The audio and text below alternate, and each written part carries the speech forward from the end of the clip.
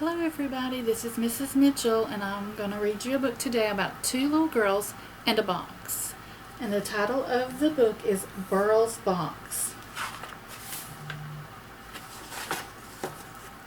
Beryl's Box is written by Lisa Taylor, illustrated by Penny Dan. Penelope Posenbee was bored. Beryl Bognut wasn't.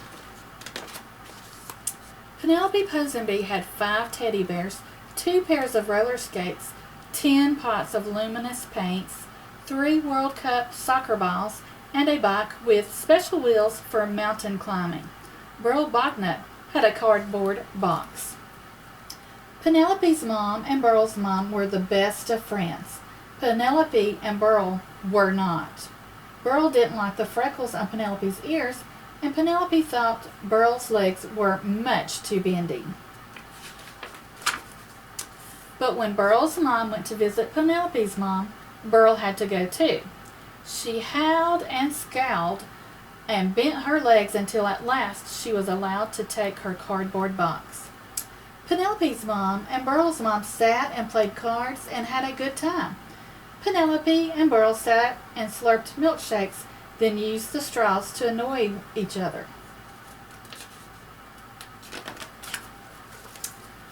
Penelope stared at her teddy bears and her roller skates and her luminous paints and World Cup soccer balls and her bike with special wheels for mountain climbing.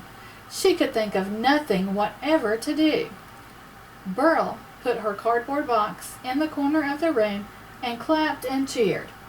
"What are you doing?" asked Penelope crossly. "Shh, said Beryl. "I'm trying to watch football on the television." "That's not a television, it's a cardboard box," said Penelope, and she kicked the box high into the air. It did a huge somersault and landed smack in the middle of the fireplace. Beryl was furious. She picked up the box and peered inside it. Suddenly she gasped. "What is it now?" asked Penelope. So Beryl showed her the box. It looked very empty. "There," said Beryl. "I knew you wouldn't be able to see them." "See what?" asked Penelope. "These sweets," said Beryl. Penelope peered even closer. "They're for adventures," she cried. "They're for eating and having adventures." And she tossed a sweet into the air and swallowed it down whole. Suddenly there was a sound, a sort of gurgling and splurging coming from behind. Beryl spun around just in time to see a great swoosh of water pouring down the chimney. She jumped into the box. "Quick," she shouted, "we'll use it as a boat." The water rose higher and higher. It covered the floor, it covered the door, and the higher it got, the rougher it became, until a huge wave washed the box right out of the window and onto the open sea. "Ahoy there!" cried Beryl, as an enormous ocean liner went sailing past. Penelope smiled and waved. "Watch out for the sharks," she said.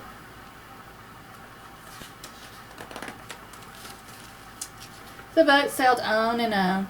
"Look," shouted Beryl. "There's an island ahead." Penelope looked, then closed her eyes.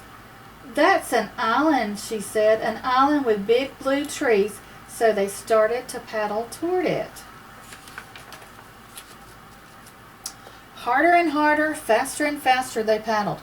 But just as they were about to land, they began to go round in circles. "We're stuck in a whirlpool," yelled Beryl. Penelope reached out and grabbed hold of a big blue branch on the edge of the island. Then she started to pull them in. Beryl and Penelope sat on the box. They were tired and very hungry. At the top of the big blue trees, they could see a bunch of big blue moon fruits. Beryl did one of her best bendy-legged jumps, but the fruits were too high up. So Penelope tipped the box on its side and leapfrogged onto the top of it. Reaching up, she tossed the moon fruits down. Beryl and Penelope sat on the ground and munched the big blue moon fruits. They put them They put the box in the middle and used it as a table. "I wonder what's on the radio," said Penelope, reaching out to switch the box on. "Warning, warning," came a voice which sounded a bit like Beryl's. "Huge, googly monster spotted roaming Moon Fruit Island." At that moment, Penelope felt something long and slippery slithering up her back.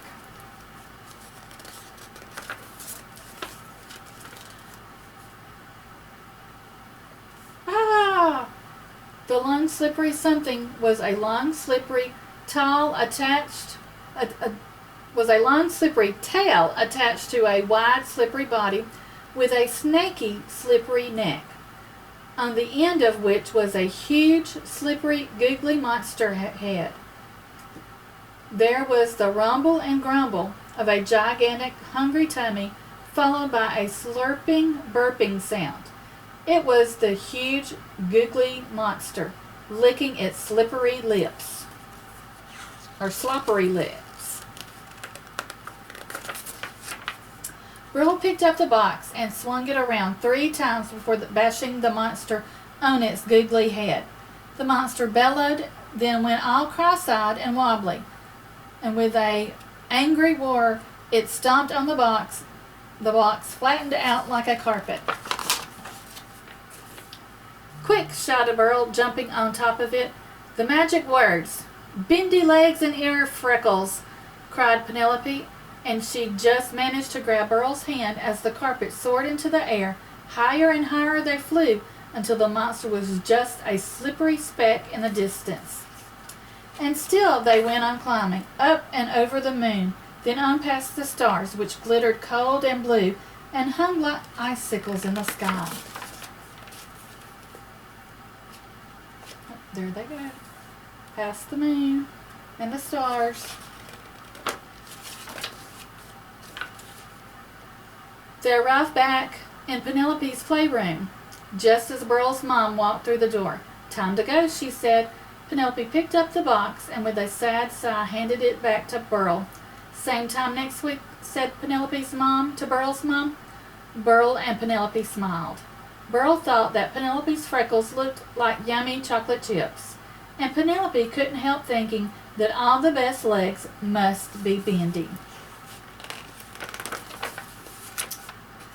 That night, Penelope's Aunt Caroline came over with a very late present for Penelope's birthday.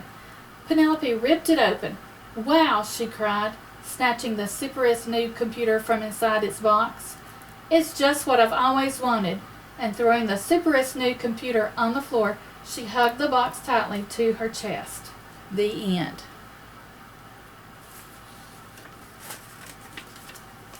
Now, maybe if you have a box at home, an empty box, you can come up with something like Beryl and Penelope and use your imagination.